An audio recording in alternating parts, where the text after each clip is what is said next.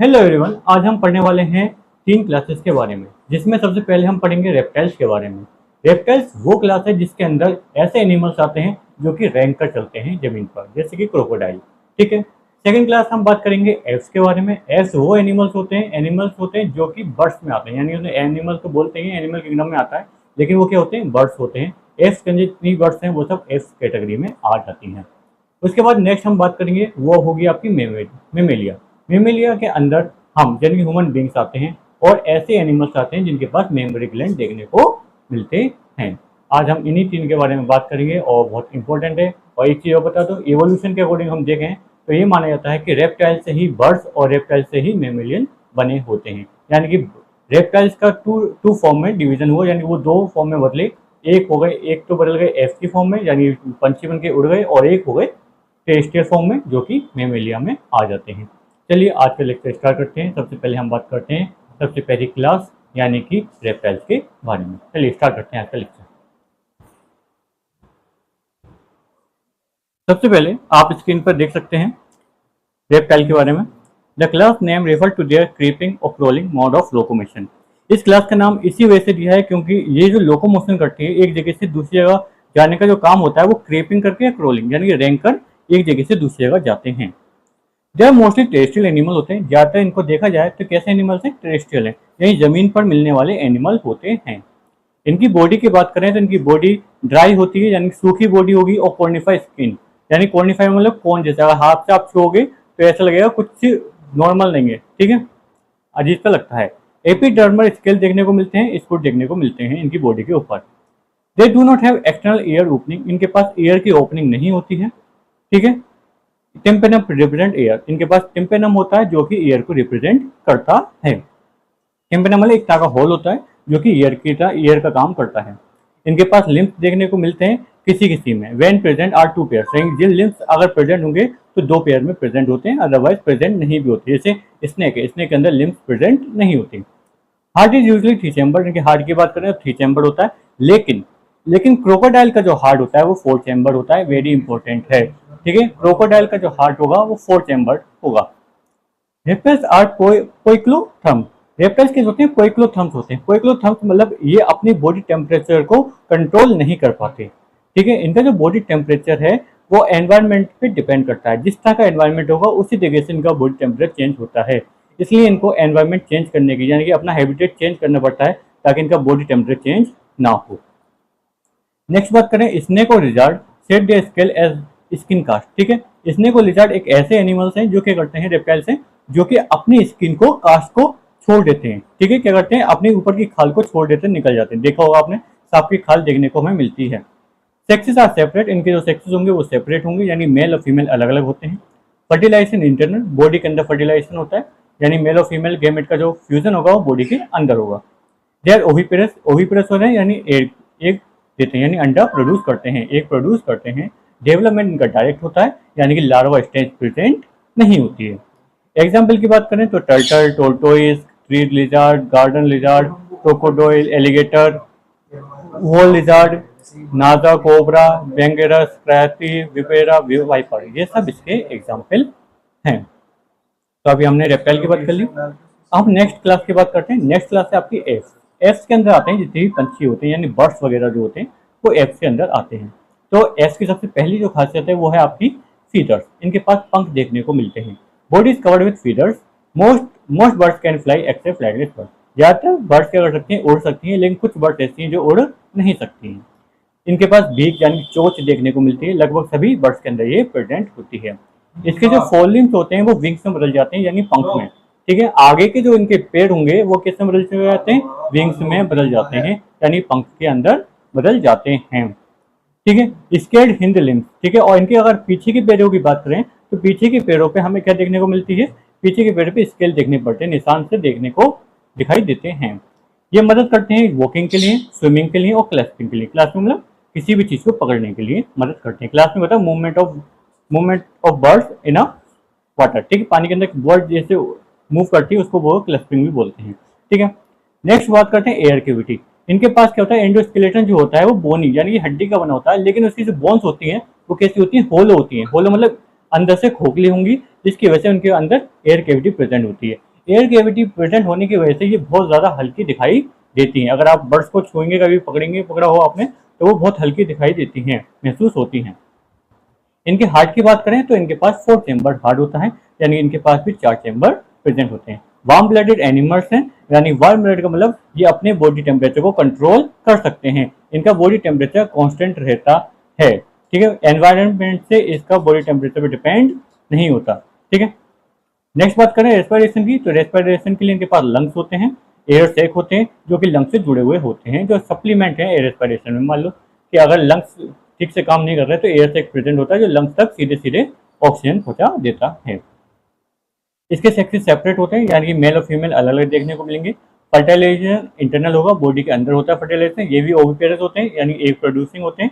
और डेवलपमेंट का कैसा होता है, डायरेक्ट होता है। डायरेक्ट का मतलब इनके अंदर भी लार्वा स्टेज देखने को नहीं मिलती, ठीक है। इसके एग्जाम्पल हैं crow, pigeon, parrot, ostrich, peacock, penguin और वल्चर, ये सब इसके एग्जाम्पल हैं, ठीक है।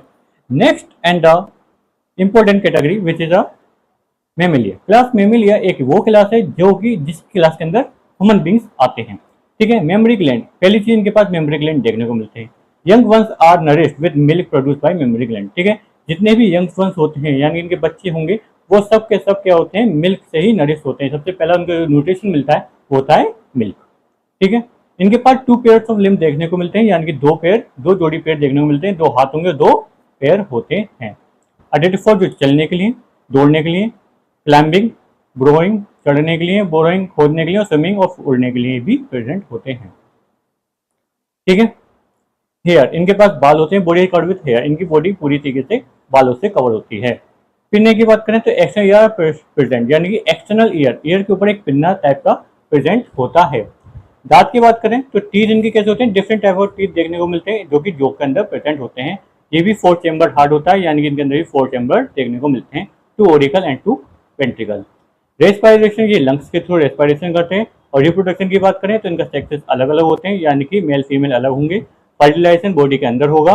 विविपेरस होते हैं, डायरेक्ट ह्यूमन बींग्स, यानी डायरेक्ट ऑफ स्प्रिंग देते हैं, इनके अंदर ये एग प्रोड्यूस नहीं करते।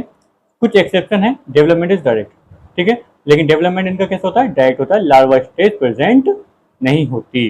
जैसे कि अगर एग्जाम्पल देख लें तो सबसे पहले ऑर्निथोरिंकस दिख रहा है, प्लेटिपस से जो, उसके बाद मैक्रोपस, कंगारू को बोलते हैं, टेरोपस फ्लाइंग फॉक्स होती है, और ब्लेंडोटेरा यानी ब्लू व्हेल होती है। इसके सेक्सेस सेपरेट होते हैं। फर्टिलाइजेशन इंटरनल होगा, विविपेरस होगा, डेवलपमेंट डायरेक्ट होगा, ये बता चुका हूँ मैं, ठीक है। इसके भी एग्जाम्पल हैं कंगारू, प्लेटिपस, कैमेलियस, मकाका, रेटस, डॉग, ये जो हम आसानी से दिखाई देते हैं एनिमल, वो ज्यादातर मेमिलिया में ही आते हैं। अभी हमने 3 क्लास के बारे में पढ़ लिया। अब यहाँ जाके ये चैप्टर लगभग कंप्लीट हो चुका है, या चैप्टर कंप्लीट हो चुका है। अब हम जो पढ़ेंगे वो इसकी एक टेबल पढ़ेंगे जो कि एनसीईआरटी में लास्ट में दे रखी है, इंपॉर्टेंट टेबल है। उस टेबल को हम समझेंगे क्योंकि उसके अंदर जितने भी हमने अब तक पढ़े फाइलम, उसमें डिफ्रेंशिएट दे रखा है कि हम कैसे अलग अलग फाइलम को डिफ्रेंशिएट कर सकते हैं, कि पहला फाइलम दूसरे फाइलम से कैसे अलग है, यानी पोरीफायरा टेरोडोफाइटा से कैसे अलग है, आर्थ्रोपोडा कैसे अलग है, ये सारी चीज़ें हम अब पढ़ेंगे थोड़ी देर में, ठीक है। अब हम एनसीईआरटी में दी हुई लास्ट टेबल उसको समझते हैं कि उसमें किस तरीके से हर एक फाइलम को डिफ्रेंशिएट किया गया है। पहले स्टार्ट करते हैं इस टेबल को, ठीक है। सबसे पहले बात करते हैं हम लेवल ऑफ ऑर्गेनाइजेशन की, ठीक है। सबसे पहले लेवल ऑफ ऑर्गेनाइजेशन देखा जाए तो पोरीफेरा के अंदर सेलुलर लेवल होता है, सिलेंट्रेटा टीनाफोरा के अंदर टिश्यू लेवल तक देखने को मिलते हैं, यानी पोरीफेरा जो होगा वो सेल से बना हुआ होता है, सिलेंट्रेटा जो होता है वो टिश्यू की फॉर्म में होता है, यानी और ज़्यादा डेवलप देखने को मिलता है। जबकि बाकी के जितने भी हैं प्लेटीहेलमिंथेसिस, एस्केलेमेंथिस, एनालिटा, आर्थ्रोपोडा, मोलस्का, एकाइनोडर्मेटा, हेमिकोल्डेटा और कोल्डेटा, इन सभी के अंदर हमें ऑर्गन और ऑर्गन सिस्टम देखने को मिलता है। नेक्स्ट बात करते हैं सिमेट्री की। सिमेट्री की बात करी जाए तो सिमेट्री पोरीफेरा के अंदर कैसे सिमेट्री, वेरियस मतलब असिमेट्रिकल होता है। इसके अंदर सिमेट्री देखी भी जाती है और नहीं भी देखने को मिलती है, ठीक है। तो पहली चीज पोरीफेरा एक ऐसा है जिसके अंदर असिमेट्रिकल होता है, जबकि सिलेंट्रेटा टीनाफोरा रेडियल सिमेट्री का होता है, और साथ साथ में एकाइनोडर्मेटा, याद रखना कौन कौन से सिमेट्रिकल है, वो रेडियल सिमेट्री के होते हैं, रेडियल सिमेट्री के सिलेंट्रेटा, टीनाफोरा और इकाइनोडर्मेटा, ये 3 ऐसे हैं जिनके अंदर रेडियल सिमेट्री देखने को मिलती है और बाकी सभी में हमें बाइलेटरल सिमेट्री देखने को मिलती है। नेक्स्ट कैटेगरी की बात करें तो आती है सीलम। ठीक है, सीलम को अगर हम ध्यान से देखें, बॉडी कैविटी बोलते हैं। बॉडी कैविटी किस किस में एब्सेंट है? तो पोरीफेरा, सिलेंटेटा, टिनोफोरा, प्लेटीहेल्मिन्थेसिस के अंदर सीलोमेट मतलब सीलम प्रेजेंट नहीं होती है, जबकि एस्केलमिन्थिस के अंदर सीडोसिलोमेट प्रेजेंट होती है। सीडोसिलोमेट होती है यानी सीलम बॉडी कैविटी प्रेजेंट नहीं होती, पर उसकी जैसी बॉडी कैविटी देखने को मिलती है जिसको सीडोसिलोमेट बोलते हैं। बाकी सभी में हमें सीलम देखने को मिलती है यानी बॉडी कैविटी देखने को मिलती है।